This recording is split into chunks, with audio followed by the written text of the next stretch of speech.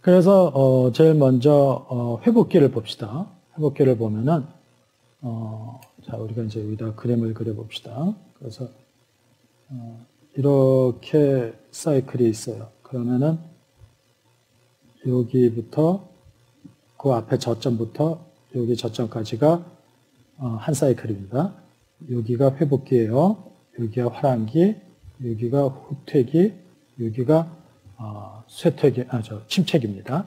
그래서 이 순서대로 첫 번째 회복기를 살펴봅시다. 어떤 특징을 갖고 있는지. 회복기 앞에가 침체기라고 그랬죠. 그러니까 침체기에 있으니까 정부는 경기를 부양시키기 위해서 통화긴축을 완화해요. 그 통화긴축을 완화하는 게 뭐예요? 통화량을 늘려요. 그러니까 이 통화량을 늘리고, 요거는 이제 통화량을 늘리는 것은 금리를 인하시키는 거예요. 금리 인하.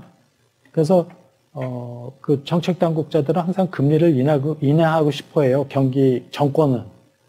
그래서 그렇지만 중앙은행은 금리를 인하시키다 보면은 통화 가치가 떨어지기 때문에 안정적인 통화 가치를 유지하기 위해서 금리를 인하를 그렇게 선뜻하지 않아요.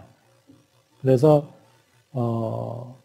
그런데 아무튼 금리를 인하하면은 금리가 낮으니까 돈을 빌려서 사업을 해서 이익이 날 가능성이 높죠. 그러니까 사업이 많이 되겠죠. 그래서 사업을 확장을 하면은 고용이 늘어나고 고용에서 소득이 생긴 소비자들이 소비를 늘리죠. 이게 이제 회복기예요. 그것이 좀 더 탄력을 받으면은 소비가 늘어나면 이제 기업들이 생산을 늘릴 거고 소비가 증가하면서 자금의 여유가 생긴다 이거예요. 그러면은 좋은데 이게 이제 돈이 많이 생기면은 이제 물가가 상승을 하죠. 근데 물가가 상승을 하면은 그 통화 가치가 떨어지고 그렇기 때문에 이제는 긴축금융을 해요. 그러니까 금리를 여기서 이제 금리를 인하를 검토하거나 이제 시작을 하는 거죠. 그러니까 화랑기에서는 화랑기 끝부분에 가가지고는 여기죠. 여기에서는 이게 너무 올라간다. 그래서 여기서 잡아야 되겠다. 이러면은 이제 긴축금융을 시작을 하는데 금리를 인상을 하죠. 그러면은 이게 이제 시작이 되는 거고 여기가 이제 금리 인상이나 통화량을 줄이는 그래가지고 소비가 이제 위축이 돼요. 금리가 높아지면은 사람들이 소비보다는 이제 돈을 쓸 수가 없잖아요. 옛날에는 돈을 빌려서도 금리가 낮으니까 쓰는데 금리가 높아지면은 돈을 안 쓰죠. 그렇죠? 그래서 기업은 생산량을 줄일 수밖에 없고 더 투자를 할 걸 이제 안 하죠. 그 높은 금리를 부담을 해가지고 투자를 해봐야 이익이 안 나니까 투자를 줄이면은 고용도 줄죠. 투자를 하는데 사람을 채용할 필요가 없잖아요. 그러니까 실업이 증가하고 후퇴기에서는 이제 기업 부실이 나타나기 시작을 해요. 그런데 이게 좀 더 심해져서 이제 침체기가 되면 여기서 이제 일로 왔다가 일로 가고 이제 일로 가면은 침체기가 되면은 신규 투자가 이제 크게 위축이 돼요. 이제 신규 투자는 안 하죠. 줄이는 정도가 아니라. 그리고 그러니까 이제 실업률은 더 높아지고 재고율, 부도율이 이제 최고조에 달하고 이때 가가지고는 대기업이 도산을 하게 됩니다. 그러니까 후퇴기에서는 부실해진 기업들이 있긴 한데 이런 기업들은 한계 기업이라고 그래가지고 우리가 잘 알지도 못하는 회사들이 그렇고요. 침체기에서는 이제 우리가 들어본 큰 회사들이 부도가 나기 시작을 합니다. 그러면은 이제 정부에서는 다시 그 정책을 회복기로 끌어가야 돼. 그러니까 그 경기를 살리기 위해서 통화 긴축을 또 통화 공급을 늘리고 고용을 증진시키고 소비가 늘고 이런 식으로 해서 이제 또 일로 돌아가는 거죠. 일로 갔다가 또 일로 돌아. 이런 과정이 계속 이루어지는 것이 경기 변동이죠.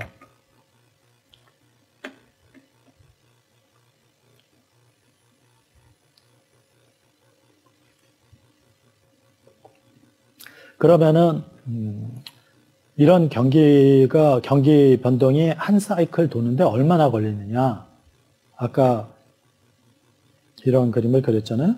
이런 그림을 그렸는데 요 한 사이클이 얼마나 걸리냐 이거예요. 그런데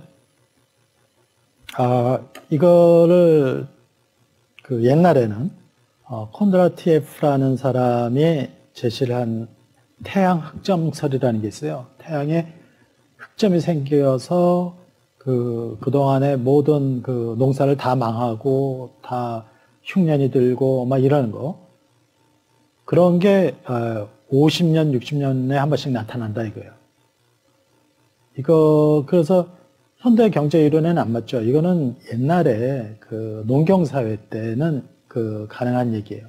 왜냐면은 그때는 그 농산물 생산이 곧 경제였단 말이에요. 그런데 잘 생산하다가 그 이상기후가 나타난다 이거죠. 그것이 옛날에는, 지금은 또 이상기후가 더 빈번하게 자주 나타나지만 옛날에는 50년, 60년에 대흉년이 나타난다 이거예요. 그러니까 그런 경기 상황이 콘드라티예프 사이클로 설명이 되는 것은 아주 옛날에 가능한 얘기고 지금은 안 그렇습니다. 그 다음에 이제 주글러라는 사람이 사이클을 제시했는데 그거는 이제 설비 투자 순환이에요. 설비 투자 순환. 그게 무슨 말이냐면은 경기가 좋아지는 것 같다. 그러면 나도 사업 한번 해볼까? 그래서 또는 기존 사업하던 사람이 이게 이렇게 잘 되면 한번 그 공장을 하나 더 세울까? 이래가지고 세운단 말이에요. 그러면은 그 공장을 세워가지고 물건을 잘 팔다가 그게 어느 때부터 줄어들기 시작해서 안 팔리고 이제 안 팔려서 그 공장을 매각해야겠다. 아니 설비를 매각해야겠다. 이렇게 해가지고 설비 투자가 줄어들어요. 그래서 설비 투자가 그 가장 적었다가 가장 높아지고 다시 가장 작아지는 요 단계까지 오는데 10년이 걸린다 이거예요. 그래서 주글러 사이클은 10년 주기설이에요. 10년 주기설. 그래서 주식 시장에서 우리가 장기 순환 사이클을 설명하는데 이게 좀 맞아요. 10년 후마다 뭐 큰 위기가 온다. 뭐 이런 얘기. 그래서 우리가 1997년, 8년에 뭐가 왔어요? 외환위기가 왔잖아요. 외환위기. 그런데 2008년에는 글로벌 금융위기가 왔다. 그래서 또 이런 과정이 10년에 한 번 왔다. 뭐 이런 얘기를 해요. 뭐 2018년에 그럼 또 뭐가 있었냐면은 유럽 국가들의 재정 위기 뭐 이런 것 금융 위기가 있었는데 근데 그거는 그렇게 크지는 않았어요. 그래서 10년 주기설로 시장을 예측하는 사람들도 있긴 한데 그것도 이제 현대 사회로 오면서 좀 더 짧아지고 있는 추세예요. 그 다음에 이제 키친이라는 사람이 그 사이클을 제시한 게 있는데 그거는 이제 재고 투자 순환입니다. 그게 무슨 말이냐면은 설비 투자까지는 아니어도 재고 투자, 그러니까 예를 들어서 그 과자 회사다 이거예요. 그러면은 과자 회사는 재고가 뭐가 있을까요? 그러니까 밀가루, 설탕, 또 과자 만들어 놓은 거 이런 게 있지 않습니까? 그런 재고가 가장 적었다가 그게 잘 팔려가지고 재고가 많이 늘어서 막 사다가 또 재고가 더 안 돼가지고 또 다 팔리고 뭐 그거는 경기가 나쁠 때 재고가 가장 많을 수도 있고 안 팔려서 또 경기가 좋을 때 가장 많을 수도 있어요. 왜냐면 많이 확보해 놓느라고. 근데 그와 상관없이 무조건 재고가 제일 많았던 때와 그 다음 많았던 때 또는 가장 적었던 때와 그 다음 적었던 때까지가 40개월이 걸린다 이거예요. 그래서 그 40개월 단위로 그 경기 순환이 온다라고 얘기한 게 이제 키친이라는 사람이에요. 그런데 40개월이면은 한 3년 정도, 3년 조금 넘죠? 그 기간이 되는데 그거는 주식시장이 이제 크게 움직이기도 하고 그 안에서도 좀 작게 움직이기도 해요. 그런 것을 중기 순환 사이클을 설명하는데 적당하다라고 봅니다. 그런데 이것도 이제 최근에 와서는 그 파생 상품도 생기고 반도체가 보급되면서 정보도 신속하게 반영이 되고 이러니까 이런 순환이 점점 더 짧아진다고 합니다. 짧아지고 있어요.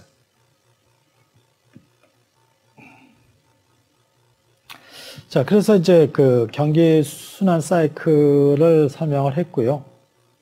그런데 그 주식 장세와는 어떤 관계에 있느냐 하는 것을 이제 설명하도록 하겠습니다. 주식 아까 얘기했던 이런 거는 그 실물 경기예요, 실물 경기. 그런데 주식 장세는 어떠냐? 주식 장세도 차트를 보면 항상 이렇게 돼 있죠, 그렇죠?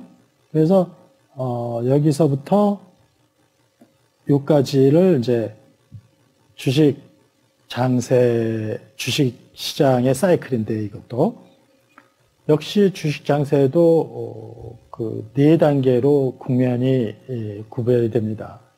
그래서 여기 가운데를 자르고 이렇게 4개를 자르면은 여기를 먼저 얘기해 봅시다. 여기는 금융장세라고 그래요. 금융장세.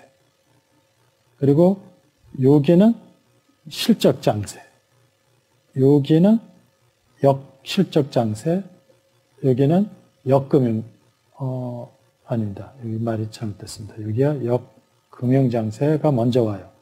역금융장세가 먼저 오고, 그 다음에 역실적장세가 오죠.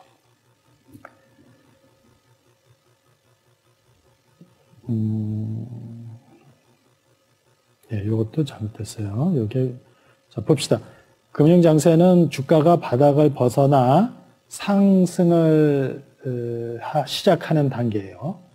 그리고 실적장세는 그 상승하던 주가가 계속 상승해서 정점에 달하는 그런 단계를 바로 이제 그 실적장세라고 해요. 그리고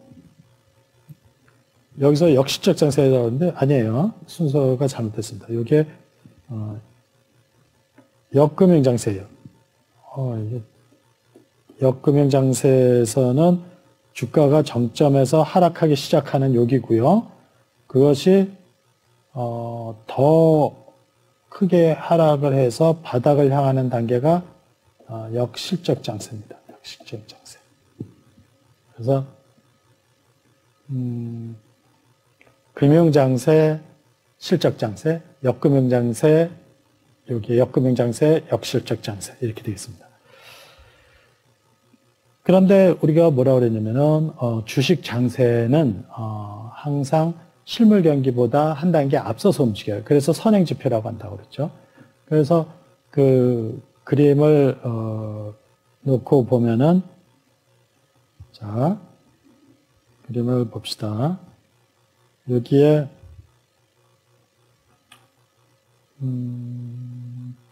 이게 이제 주식장세 하나 더 앞선다고요. 주식장세가. 그러면은 그 실물 경기는 이렇게 돼요.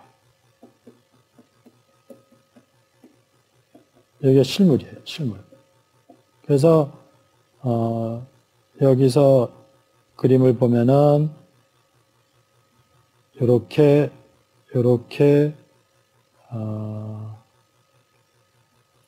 되는 거죠. 그리고 이제 이렇게 됩니다. 그림이. 그러니까 먼저 이 점점점으로 표시된 게 뭡니까? 실물 경기에서는 여기 실물 경기예요. 아닙니다. 반대로 됐어요. 미안합니다. 그 선행지표니까 먼저 움직이는 게 이거죠, 이거. 그죠? 이 점선이 주식장세예요, 주식장세. 그리고 실선이 실물장세. 먼저 움직여야죠, 먼저. 그래서 선행지표니까. 그러니까 여기가 주식장세로는 올라가니까 이제 금융장세가 되죠. 그런데 실물 시장은 아직 이렇게 최바닥이에요. 그러니까 침체기예요. 그러니까 요거는 금융장세는 여기 한 번 오른 거고, 침체기는 두 번 내려오게. 그러니까 두 번 내려온 실물 시장에서의 제일 안 좋은 때. 그리고 금융장세는 여기가 금융장세였는데 여기가 이제 실물장세로 바뀌어요. 더 좋아지는 거죠. 그럴 때 그 실물 경기는 회복하기 시작을 해요. 이때 회복이 시작이 되는 거죠. 그리고 역금융장세, 아까 지금 여기가 역금융장세입니다. 역금융장세, 이게 역실적장세. 실적장세에서 금융시장이 그러니까 주식시장이 가장 좋은 때예요. 그런데 그때에 가서 비로소, 그러니까 두 번 올랐죠. 그때 가서 비로소 실물 경기는 회복되기 시작합니다. 그래서 여기가 한 번 오른 거예요. 그리고 역금융장세에서는 여기 이제 꺾이기 시작해요. 꺾이기 시작하는데 그때의 실물 경기는 최대한 많이 올라요. 화랑기가 되는 거예요. 그렇죠? 그리고 여기서 더 내려가요. 그 주식시장이 더 내려가서 역실적 장세, 제일 안 좋은 때가 되는데 그림이 좀 정확하지 않아요. 그래서 이렇게 될 때는 여기가 뭐가 됩니까? 그 실물 그 시장은 후퇴기가 되고 금융시장은 주식시장은 역실적 장세가 되는 거죠. 그러니까 여기가 요 세 번째 단계가 좀 그림이 길게 돼서 그러는데 이렇게 나누면 되겠어요. 하나, 둘, 셋, 넷 이렇게. 그러면은 점선으로 나타난 금융장세에서 실물 경기는 침체기고 점선으로 나타난 실적 장세 최고조일 때 실물 경기는 이제 살아나기 시작하고, 그리고 실물 경기가 완전 살아났을 때는 금융 주식 장세는 그때는 이제 꺾이기 시작을 해요. 주식 장세가 완전 꺾여서 그 바닥일 때 그 실물 경기는 이제 후퇴기가 되는 거예요. 후퇴기. 그래서 주식 장세가 실물 경기보다 선행을 하는 그런 관계를 그림으로 살펴봤습니다. 그러면은 이제 알겠어요. 금융장세는 그 실물 시장보다, 주식 장세는 실물 시장보다 선행을 하는데 주식 시장은 금융장세, 실적장세, 역금융장세, 역실적장세 이렇게 가고, 실물 경기는 한 단계 그 뒤에서 침체기, 회복기, 화랑기, 후퇴기 이런 식으로 움직인다 이거예요. 우리는 지금 증권 시장을 공부하지 않습니까? 그래서 주식 장세에 대한 4가지 국면을 이제 좀 자세히 살펴보도록 할 거예요. 첫 번째가 금융장세라고 그랬습니다. 금융장세는 그 실물 경기로서는 침체기입니다. 그러다 보니까 이때는 물건이 팔리질 않아요. 그래서 기업들의 영업 성과도 안 좋고 설비 투자도 안 하고 있는 상태죠. 그러니까 이제 정부는 경기를 회복시켜야 되는데 그래서 금리를 낮춰요. 그리고 공개시장 조작을 통해서 통화량을 시장에 공급을 합니다. 그것을 금융 완화 정책이라고 하죠. 그러면은 기업이 자금을 좀 더 쉽게 사용을 할 수가 있어요.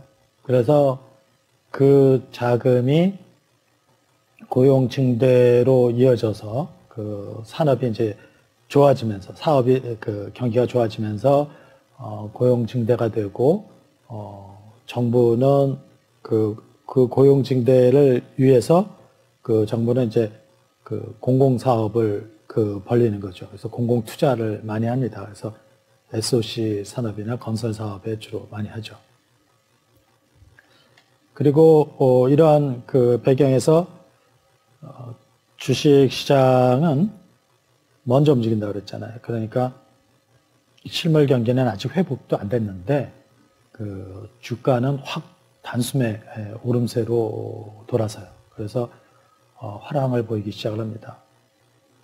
그래서 금융장세는 불황기하의 주식 상승이라고 얘기를 해요. 그러니까 뭐 경기가 아직 좋아지지도 않는데 왜 주가가 이렇게 오르지? 그거는 주가가 먼저 움직이기 때문에 돼요. 이때 주로 투자 해야 될 종목은 금융주. 왜냐면은 돈을 많이 푸니까 금융회사들, 증권회사들이 이제 돈을 벌기 시작을 해요. 먼저 주가가 올라요. 그리고 건설주, 공공투자 관련주, SOC 관련주들이 리드 종목이 된다 이거예요. 그래서 금융장세가 왔다라고 하면은 이제 주로 이런 주가들이 먼저 반응을 하기 때문에 먼저 이런 종목에 투자를 해야 된다라고 하는 거죠. 다음에 이제 실적장세입니다. 저금리는 이제 계속 이어지는 거죠. 그러면 이제 기업들은 야, 이게 경기가 좋아지는 거냐, 안 좋아지는 거냐 이러면서 좀 반신반의를 해요. 그래서 지금 투자를 늘려도 되는 거냐 이렇게 하면서 조금씩 늘려봐요. 괜찮은지. 그래서 조업도를 서서히 높여가요. 한 번에 확 늘리질 않죠. 그래서 그러면은 주식 시장에서는 어떤 결과가 나타나냐면은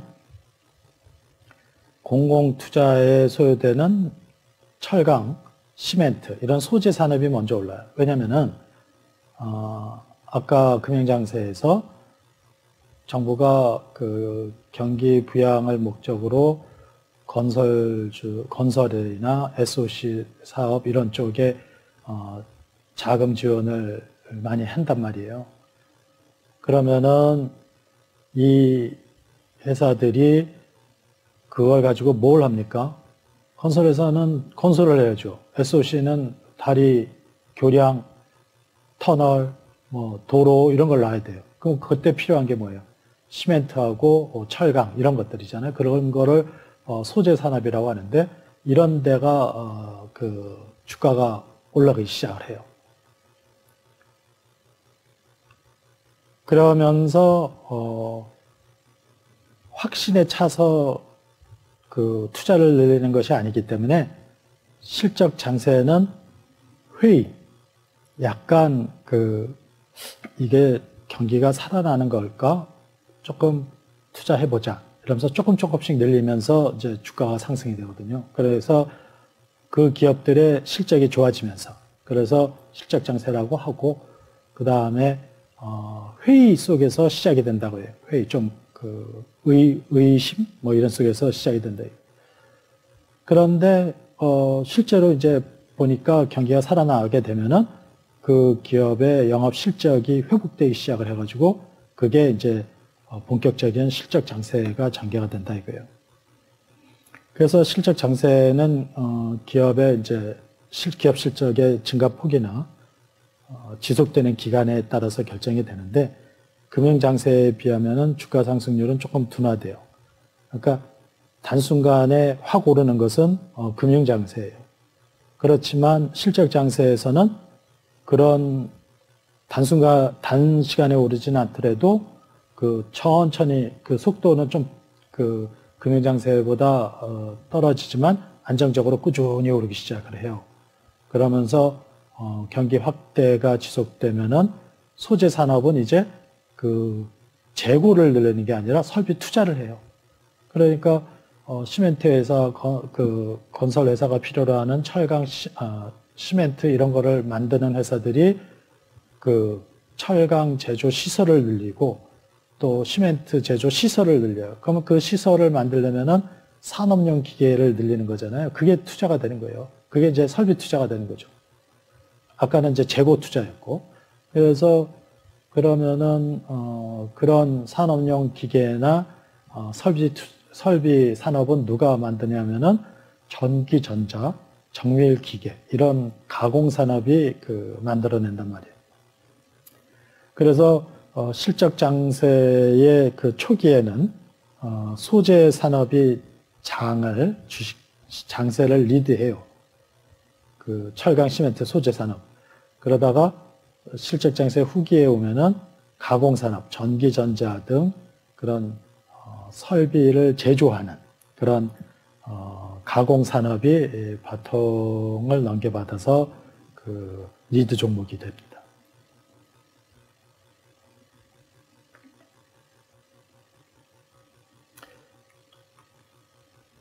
이번에는 이제 역금융 장세예요. 여기는 제대로 됐네요. 그렇죠? 역금융 장세. 역금융 장세는 이렇게 이제 실적 장세가 계속되면은 경기가 굉장히 좋아지면서 인플레이션이 나타나요. 그리고 향락 소비 산업이 만연해요. 그래서 뭐 여의도에서 펀드 매니저들이 돈을 뭐 엄청 벌어서 맨날 룸사롱을 한다는 등, 여의도의 술집들이 불야성을 이뤘다는 등, 이런 기사도 옛날에 곧잘 나왔는데, 그럴 때는, 지금, 증권 시장이 이제 거의 피크에 왔다는 거죠. 그러니까 이때는, 물가를 잡기 위해서 정부가 그거를 그대로 두질 않아요. 그래서 시중 통화를 회수하고 또 금리를 시중 통화를 회수하면 금리가 상승하죠. 그래서 공개 시장 조작을 통해서 증권 시장에 있는 돈을 회수를 해요. 중앙은행에서. 그러면 통화량이 줄어드니까 금리는 상승을 해요. 금리가 상승을 하면은 우리가 좀 이따 보겠지만 금리와 주가는 역관계에 있습니다. 그래서 금리가 상승을 하게 되면은 주가는 떨어지고 이때에 이런 것을 역금융 장세라고 하죠. 역금융 장세. 그래서 강세 시장에서 약세 시장으로 전환하게 되는 계기가 되는데 그 계기는 주로 긴축금융이에요. 긴축금융. 만약에 이때 외부의 충격이 나타나면은 기업들이 엄청 역실적 장세에서 한꺼번에 이제 망해요.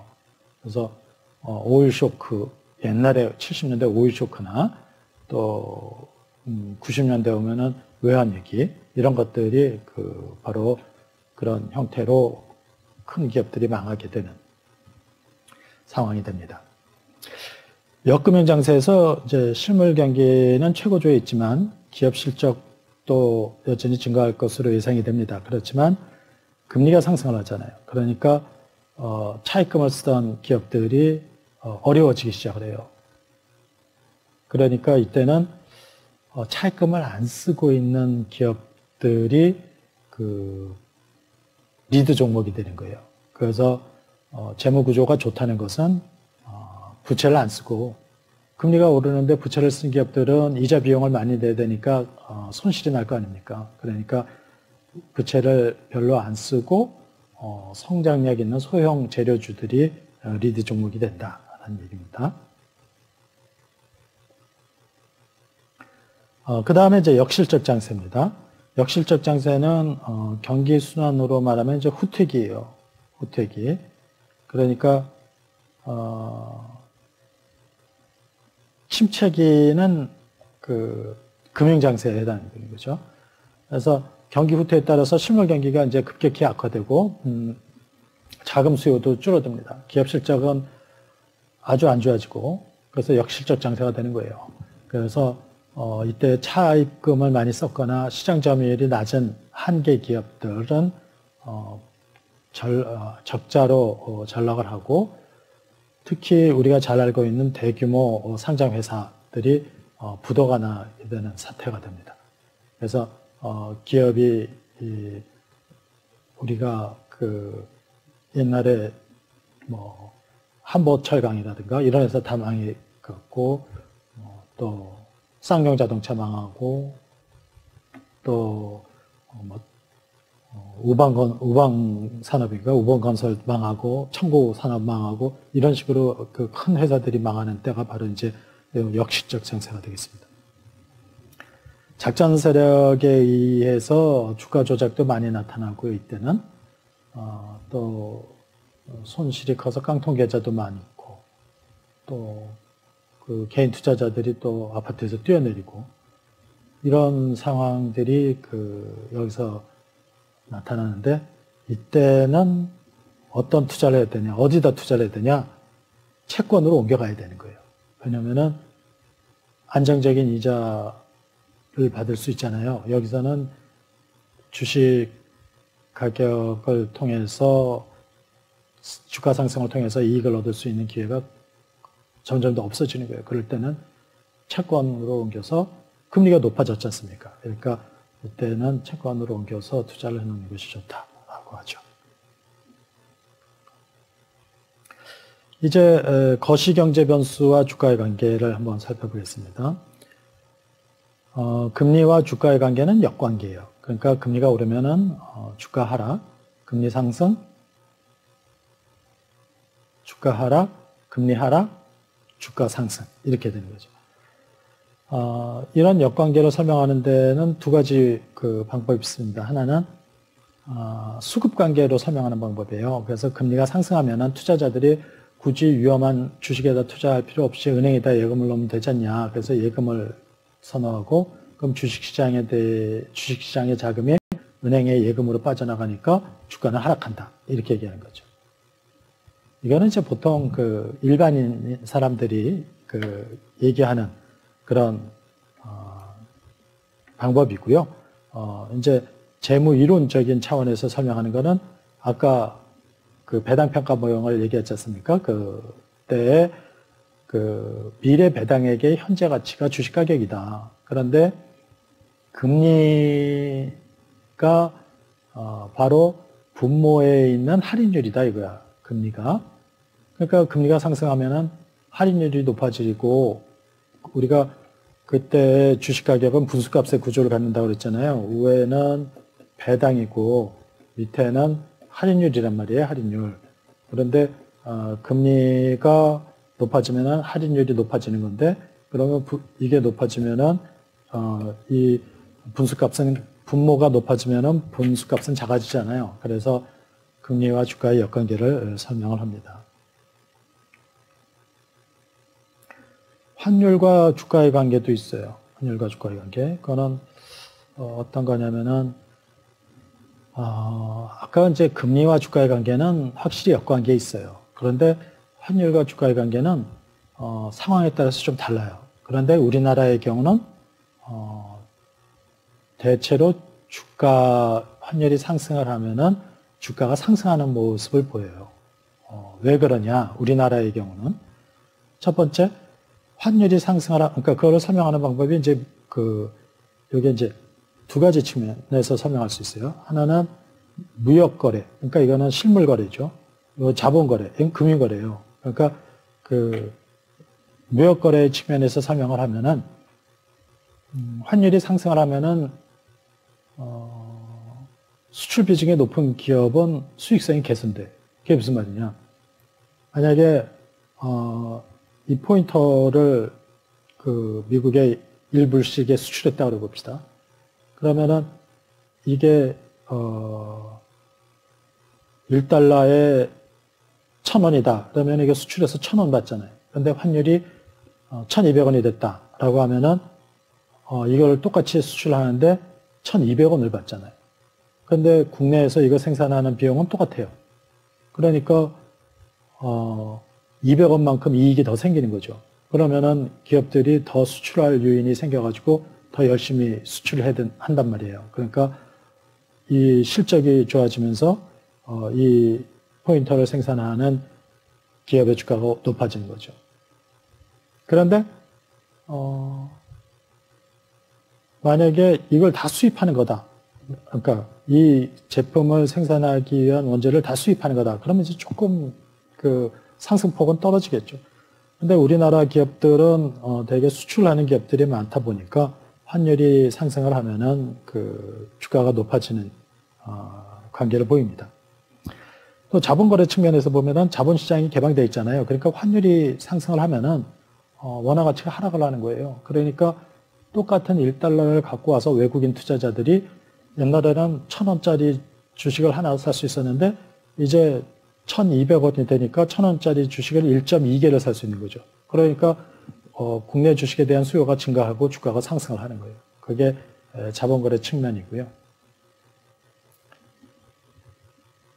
환율과 주가의 관계에서는 그 N고 수혜주라는 게 있습니다. 그게 무슨 말이냐면은 어떤 걸 얘기하냐면은 우리나라에 이제 선박, 전자, 반도체, 자동차 이런 회사들이 그 일본 산업하고 비슷해요. 그러니까 일본에서 그 기술을 전수 받아가지고 더 커진 회사들도 많죠. 그러니까 뭐 현대자동차 같은 경우는 미쯔비시에서 기술을 전수받았단 말이에요. 그래서 한때는 미쯔비시 차 모델을 가져다가 그대로 우리나라에다가 그 생산을 해서 판매하고 이익 내고 로열티 주고 그랬었던 관계였죠. 근데 지금은 현대자동차가 미쯔비시 자동차에 비해서 훨씬 더 크지 않습니까? 또 삼성전자도 그래요. 삼성전자도 일본의 NEC에서 그 반도체, 전자 이런 거 넘겨받아서 배우고 이랬던 회사인데 지금은 뭐 삼성전자가 훨씬 더 큰 회사가 됐죠. 그러니까 일본이 그 미운 면도 뭐 우리에게 충분히 있지만 옆에 있으면서 그런 기술 이전을 받았고 이런 것 나쁘진 않죠. 근데 이제는 더 큰 회사가 됐으니까 일본에서 보면은 되게 배 아프기도 할 겁니다. 그리고 그러다 보니까 이제 그 선박이나 전자, 반도체 이런 회사들이 다 겹쳐 있는 거예요. 그러니까 엔화 가치가 상승을 하면 엔고 할 때는 엔화 가치가 상승을 한다는 거예요. 그러면은 엔화 가치가 상승을 하면은 미국 사람이 그 현대자동차와 도요타 자동차를 놓고 비교해 볼 때 옛날에 똑같이 사던 거를 이제 그 엔고가 상승을 하면은 그 엔화는 일본 차는 더 비싼 가격을 주고 사야 되는 거예요. 그러니까 상대적으로 가격 경쟁력이 생긴 현대자동차를 더 많이 사게 되는 거죠. 그러다 보니까 이렇게 엔화의 가치가 상승하면서 혜택을 보는 주식들이 있는데 그게 바로 이제 현대자동차, 삼성전자, 현대중공업 이런 선박 그런 회사들이 되겠습니다.